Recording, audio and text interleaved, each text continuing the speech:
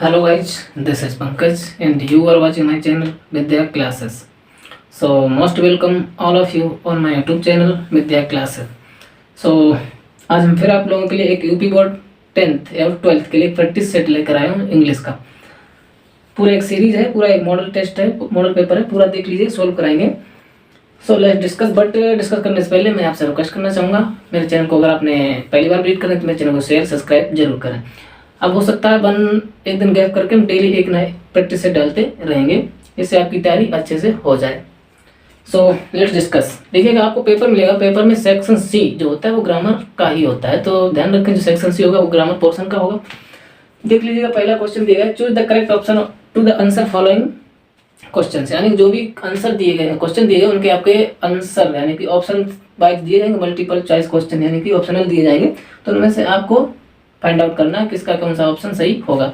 तो देख लीजिएगा, फर्स्ट कौन सा है, one who takes the bright side of a thing, यानी वन हु वह कौन जो टेक्स में हमेशा चुनता है लेता है, ब्राइट साइड मतलब ब्राइट मीन्स चमकीली, साइड मीन्स चमकदार, साइड मीन्स तरफ, ऑफ अ थिंग इसका मतलब जो हमेशा एक पॉजिटिव की तरफ देखता है, जो हमेशा कोई भी वस्तु कोई भी चीज कोई भी बात हो उसमें पॉजिटिविटी की तरफ देखता है, तो उनमें से कौन सा हो सकता है वन वर्ड सब्स्टिट्यूशन में, यानी कि जो हमेशा अच्छाई की तरफ देखता है, कोई भी कैसी भी बात हो उसमें वो अच्छाई ढूंढ लेता है, तो उसमें से कौन सा ऑप्शन होगा। देख लीजिए, ब्राइटन यानी कि चमकदार होगा क्या, डार्कनेस अंधेरा होगा क्या, ऑप्टिमिस्ट या पेसिमिस्ट। अब देख लीजिएगा उनमें से जो भी हो। ब्राइटनेस तो हो ही नहीं सकता, इसमें कौन सी चीज होगी, कोई बस तो बात है उसमें थोड़ी कोई चमकदार चीज कुछ चीज होती। डार्कनेस अंधेरा तो हो ही नहीं सकता, क्योंकि जो आदमी जो हमेशा आशावादी होता है, जो हमेशा कोई भी कैसी भी बात हो उसमें से हमेशा अच्छाई को ढूंढता है, तो वो अंधेरा से क्या होता रहेगा। ऑप्टिमिस्ट होता है आशावादी, यानी कैसी भी बात हो कोई भी बात हो उसमें से हमेशा पॉजिटिविटी को ढूंढता है, वो होता है ऑप्टिमिस्ट, और नकारात्मक को ढूंढता है वो होता है पेसिमिस्ट। तो ध्यान रखें, जो डार्क साइड देखेगा वो कौन सा होगा, पेसिमिस्ट, और जो ब्राइट साइड देखेगा वो कौन सा होगा, ऑप्टिमिस्ट। ध्यान रखना, इसमें से ऑप्शन होगा सी। इधर आइएगा, the phrase run down means, यानी कि एक फ्रेजल वर्ब हो सकता है, इडियम हो जाए, कुछ भी आ जाएगा, तो उसमें से पूछेगा कि इसकी मीनिंग क्या होती है, मीन्स क्या होता है। तो देखिए, टू गो डाउन नीचे जाना, या टू गो, दोनों सेम हो गए, चलो इसको चेंज कर देते हैं। टू गो अप ऊपर जाना, to be in poor health HEALTH health. उसके बाद to be unable to run, यानी कि चार ऑप्शन है, इनमें से देख लीजिएगा कौन सा सही है। यानी कि रन डाउन मीन्स क्या हो सकता है, टू नीचे जाना, ऊपर जाना, या पुअर हेल्थ हो जाना, या फिर दौड़ने में असमर्थ होना, तो कौन सा होगा। तो इसमें ध्यान है, इसके में टू गो डाउन ये नहीं हो सकता, क्योंकि नीचे जाने का सेंस नहीं है। अब फ्रेजल वर्ब ऐसा नहीं हो सकता, उसके पीछे कुछ नहीं किया जा सकता। ऊपर जाना ये भी नहीं, इसकी है कौन सी, रन डाउन, यानी to be in poor health, यानी कि बिल्कुल मरने के कगार पर होना, एकदम हेल्थ बहुत ज्यादा खराब हो जाना, वो होता है टू बी पुअर हेल्थ। उसके बाद to be unable to run, यानी कि दौड़ने के योग्य ना होना, तो इसका ये भी नहीं इसमें से है, इसका सही ऑप्शन है to be in poor health. ध्यान रखना। The synonyms of frank is, यानी कि फ्रैंक का सिनोनिम्स क्या होता है, तो फ्रैंक मीन्स क्या होता है पहले आप यही जान लीजिएगा। फ्रैंक मीन्स होता है स्पष्ट, सच्चा, निष्भाव, ऐसे समझ लेते हैं, यानी एकदम खुले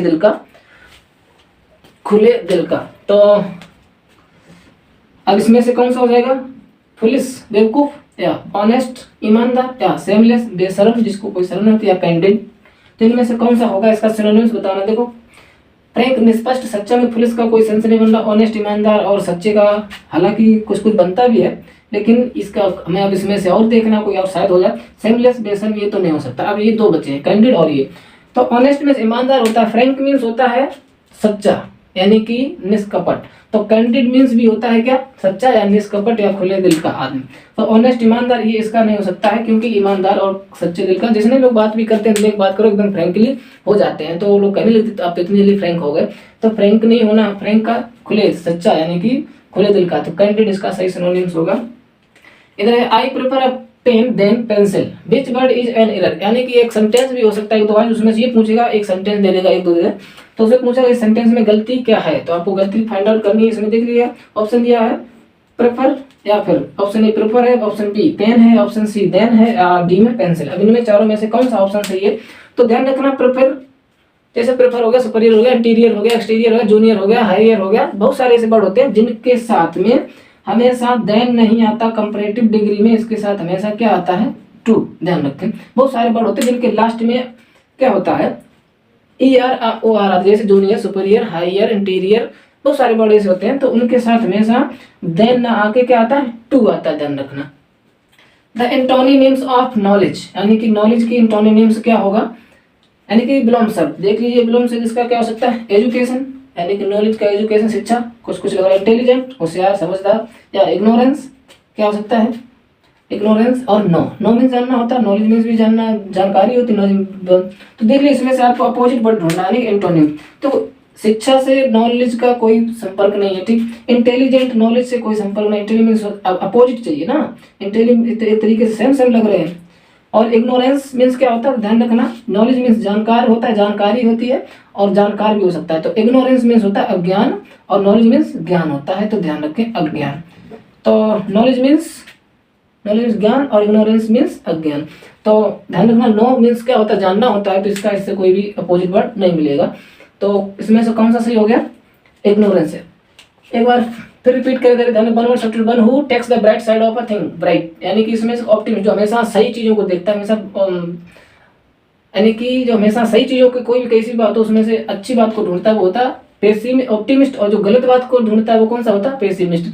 द फ्रेज रन डाउन, इसके मीन्स होता है to be in poor health, यानी बहुत मरने के घर पर, हेल्थ बहुत ज्यादा खराब हो जाना। फ्रैंक का सिनोनिम्स होता है कैंडिड, यानी सच्चा, खुला, स्पष्ट, खुले दिल का आदमी। Two I prefer a pen than pencil, यानी कि प्रेफर के साथ देन नहीं, टू का प्रयोग करते, जितने लास्ट में ER होता है, इनके लास्ट में जनरली टू ही आता है। The antonyms of knowledge, knowledge means ज्ञान होता है। आगे बढ़ने से पहले अगर आप मेरे चैनल को शेयर नहीं किया, शेयर कर दें, लाइक कर दें, और कमेंट जरूर करें, इससे मुझे वीडियो मिलते रहे और मैं इसी तरह से और इम्प्रूवमेंट करने की कोशिश करूँ। इसी से आगे देख लिए, आगे क्वेश्चन आएगा, can any one of the following change any one of the following indirect, यानी कि हो सकता है डायरेक्ट से इनडायरेक्ट में कोई सेंटेंस आ जाए, एक दो दे दे, उनमें से कहेगा एक को चेंज करो या दोनों को चेंज करो, ऐसा हो सकता है। तो देख लीजिएगा, डायरेक्ट से इनडायरेक्ट में चेंज करने के लिए बहुत सारे रूल्स रेगुलेशन होते हैं, अगर आपको पता है तभी पॉसिबल है, अदरवाइज इतना ये थोड़ा टिपिकल टॉपिक हो जाता है। देखिए क्या कह रहा है, सेंटेंस कह रहा है, he said to me, comma inverted comma या कोटेशन मार्क भी बोलते हैं, what do you do yesterday, यानी कि वह मुझसे कहता है कि आपने कल क्या किया। तो देख लीजिए क्या किया, इसको हम, ये है डायरेक्ट, अब इसको हम इनडायरेक्ट में चेंज करेंगे। तो देख लीजिए, हमें पता है, काफी चीजें आपको पता होनी चाहिए कि जब असर्टिव सेंटेंस नेगेटिव अफर्मेटिव होता है तो फिर क्या करना चाहिए, किस तरह से चेंज करना चाहिए, इंट्रोगेटिव होता है तो किस तरह से चेंज करना चाहिए। ये टॉपिक थोड़ा लेंदी, अब इसमें हम पूरा मार्क नहीं कर पाएंगे, तो आप ध्यान दें। यानी कि जब रिपोर्टिंग वर्ब इंट्रोगेटिव में हो और इंट्रोगेटिव वर्ड से स्टार्ट हो तो क्या करेंगे, ही को as it is, said to को किस में चेंज कर देंगे, आस्क्ड में, मी एज इट इज लिख देंगे, कॉमा इन्वर्टेड कॉमा हटा के, वैसे तो दैट भी आता, इफ भी आता, लेकिन जब क्वेश्चन बढ़ दिया तो कुछ नहीं आता, उसी को हम एज अ कंजक्शन लिख लेते हैं। और जब रिपोर्टिंग स्पीच इंट्रोगेटिव में होती है तो इनडायरेक्ट में चेंज करते समय उसको हमें अफर्मेटिव में बनाना होता है। तो आप देख लीजिएगा, सबसे पहले व्हाट, अब इसके बाद हमें लिखना है कोई सब्जेक्ट आएगा तभी अफर्मेटिव हो पाएगा, अदरवाइज इंट्रोगेटिव ही बनेगा। तो यू सेकंड पर्सन चेंज होगा, ऑब्जेक्ट से यू एक नंबर, ये मी, तो यहाँ पर क्या जाएगा, आई, ठीक, आई। अब ये देख लीजिए, रिपोर्टिंग स्पीच पास्ट में है तो हमारा रिपोर्टिंग में पास्ट टेंस में, तो रिपोर्टिंग स्पीच का टेंस भी चेंज होगा, तो टेंस चेंज होगा तो ये पास्ट इंडेफिनिट, तो ये कहाँ जाएगा चेंज होकर के, ये जाएगा कहाँ, पास्ट परफेक्ट में। तो सबसे पहले आई हैड, उसके बाद मेन काम क्या है, done, DON, done, third form आ जाएगी डन। स्टडी को किस में चेंज कर देंगे, the previous day, the previous day, और बाद में क्या करेंगे, फुल स्टॉप, यानी कि he asked me what I had done the previous day, इस तरह से चेंज करना होगा। इसी तरह से एक दूसरा भी, इसमें दो आए थे तो उसमें से चाहे कुछ भी एक चेंज करने को बताएगा। तो he said to his friend good morning how are you, यानी कि आप कैसे हैं, पूछ रहा है। तो देख लीजिएगा, इसमें ये एक्सक्लेमेटरी भी है और इसमें विश किया जा रहा है, तो देखिए इसको किस तरह से चेंज करेंगे। ही सेड टू को चेंज कर देंगे based, WISHED, based his friend, FRIEND, he wished his friend, comma inverted comma हटा के विश में चेंज क्या करेंगे, सीधा लिख देंगे किसमें, good morning, good morning. How are you, अब इसमें he wished good morning, how are you, अब इसको भी चेंज करेंगे किस तरह से, इधर ले जाओ इसको, यहाँ पर क्या लिख लें, या तो हम लिख लें ही या फिर सी, कुछ भी लिख सकते हैं, या तो सी लिख लो या फिर ही लिख सकते हैं। उसके बाद आर को किस में चेंज कर देंगे, नहीं पहले हाउ तो लाओ, हाउ या तो लिख दो सी या फिर लिख दो हर, चेंज हो गया, हाउ ही सी वॉज, ये लो चेंज हो गया, यानी she wished her friend good morning, how he she was कैसे। इधर आ जाएगा combine any one, combine any one of the sentence, यानी कि दो सेंटेंस दिए हैं, इसमें से ये पूछ रहा है एक सेंटेंस इसको बनाना है दोनों को मिला के। It must be done the cost does not, यानी कि ऐसा होना चाहिए चाहे हर कीमत में कुछ भी हो, तो इसको हम इस तरह से भी एक दोनों को एक भी बनाकर हम लिख सकते हैं, कैसे, it must be done, it must be done any cost of, any cost, any cost, ये लो it must be done any cost, यानी हर कीमत में ये होना चाहिए।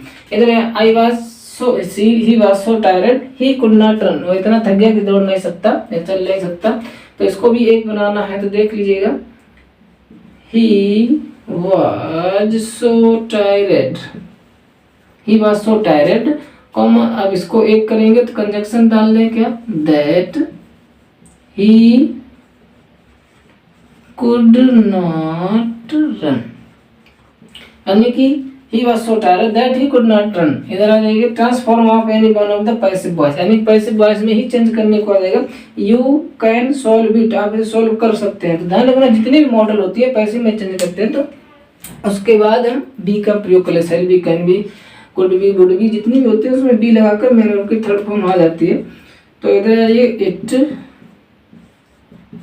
Can be solve, it can be solved by you, it can be solved by you. इधर आइए दूसरा क्या, she knows me very well, इसको देख लीजिएगा, टेंशन के बारे में पूरी जानकारी होगी तभी ये पॉसिबल है, तो अब ये सब क्लियर नहीं करेंगे यहाँ पर हम, यानी सी नोज मी वेरी वेल, तो इसमें ऑब्जेक्ट है मी, तो मी को इधर लाओ, क्या जाएगा आई, अब ये प्रेजेंट इंडेफिनिट में जाएगा कॉन्टिन्यूअस में, तो आई एम, अब इसमें पैसे में है तो थर्ड फॉर्म तो आने ही आना है, K N O, I am known to her very well, very well. ध्यान रखना यहाँ पर नो के साथ टू का प्रयोग होता है, वाई नहीं लगाते हैं, यानी कि ऐसा क्यों होता है, जिनके साथ टू आता है जिसके साथ वाई आता है, तो जनरली टू भी आता है वाई भी आता है, बट दोनों में डिफरेंस ये होता है, यानी कि जो वर्ब अपनी एक्शन ऑब्जेक्ट पर ट्रांसफर कर सकती है तो वाई लगाते हैं, अगर एक्शन अपनी ट्रांसफर नहीं कर पाती है तो फिर क्या आता है, टू। ध्यान रखना, जैसे कि एनवाइड हो गया, एनाइड लुकिंग हो गया, बहुत सारे ऐसे वर्ड होते हैं जो फिक्स प्रीपोजिशन लेते हैं अपने साथ, तो ध्यान रखना नॉन के साथ टू ही आता है। इसी में आगे बढ़ते हुए, अगर आपने मेरे चैनल को भी सब्सक्राइब शेयर लाइक नहीं किया तो एक बार जरूर कर दें। चलो इसी में आगे देखते हैं, सेंटेंस इस तरह से भी आ सकता है, correct any one of the sentences, यानी कि सेंटेंस को सही करना है, एक दो सेंटेंस ऐसे भी आएंगे ग्रामेटिकली थोड़ा रॉन्ग होंगे तो उनको आपको इम्प्रूव करके सही लिखना होगा। तो देख लीजिएगा, आई am tired in doing this, यानी कि ये करने में मैं थक गया हूँ, तो सेंटेंस बिल्कुल सही लग रहा है बट ऐसा नहीं है। ध्यान रखना इसमें टायर्ड से रिलेटेड गलती, टायर्ड के साथ प्रीपोजिशन ऑफ आता है, इन नहीं आता, तो कोई प्रीपोजिशन से प्रॉब्लम थी इसमें, तो ध्यान रखना टायर्ड के साथ प्रीपोजिशन ऑफ का प्रयोग किया जाता है, यानी कि I am tired of doing this. आगे देख लीजिए, death is preferable than dishonour, यानी कि मौत से मतलब अपमान से मौत अच्छी है, तो देख रही है बिल्कुल सही लग रहा है, लेकिन ग्रामेटिकली गलत है, देख रही प्रेफरेबल, तो ध्यान रखना प्रेफरेबल, इसके साथ भी क्या आएगा, देन नहीं आता है, टू का प्रयोग करते हैं, यानी कि प्रेफरेबल हो गया, प्रेफर हो गया, बात इसी से बना ये वर्ड प्रेफर से ही। तो ध्यान रखना प्रेफर के साथ या प्रेफरेबल के साथ दोनों साथ क्या आएगा, टू, ना कि देन। तो प्रेफर हो गया, इंटीरियर, सुपीरियर, बहुत सारे वर्ड होते, तो इनके संग में टू ही आता है। तो death is prefer to dishonour, dishonour NOUR। अब ठीक है, डिसऑनर यानी कि अपमान से मौत भले। इसी तरह इधर आ जाएगा, होमोफोन्स भी आ सकते हैं, यूज इन ऑन सेंटेंस, यानी कि इसको प्रयोग अपने शब्दों में, अपने सेंटेंस वाक्य में किस तरह से करना है। तो होमोफोन्स जानते हो कि सेम साउंड डिफरेंट मीनिंग, यानी कि जिनका उच्चारण सेम होता है बट डिफरेंट जो अर्थ होता है दोनों का अलग अलग होता है। देख लीजिएगा ऑनरेरी, तो ये देखो ऑनरेबल, दोनों सेम सेम लग रहे हैं लेकिन दोनों में फर्क है। तो ऑनरेरी मीन्स क्या होता है, अवैतनिक, ऐसी पोस्ट जिसकी कोई सैलरी नहीं होती, बिना काम वेतन के काम करना। तो इसको अपने सेंटेंस में कैसे यूज करेंगे, तो कुछ नहीं, she got an honorary post मिला, ऑनरेरी पोस्ट। तो यानी कि ऑनरेरी मीन्स अवैतनिक पोस्ट, यानी ऐसी पोस्ट जिसकी कोई भी सैलरी नहीं होती है, ना उसका कोई भी पे नहीं किया जाता। ऑनरेबल, तो ऑनरेबल सम्मानीय होता है, सम्मानीय, जैसे कि he is an HANO honourable, honourable man, यानी वह एक सम्मानीय व्यक्ति है या पर्सन है, आदमी है। तो यानी कि यहाँ पर ऑनरेबल में सम्मानीय होगा, यहाँ पर ऑनरेबल अवैतनिक पोस्ट होता है।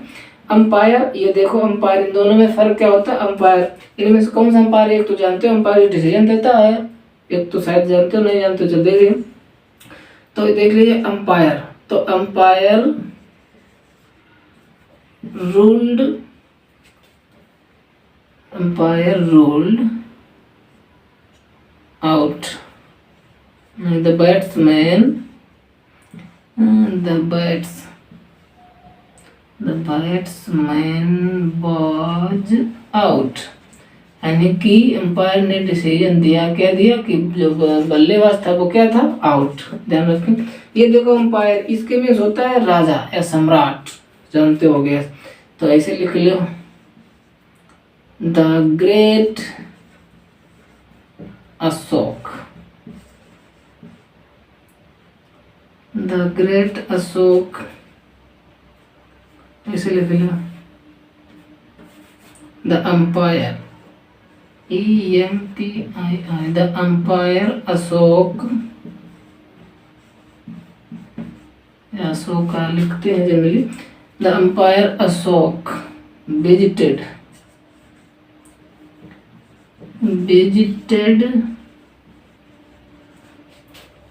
Many country,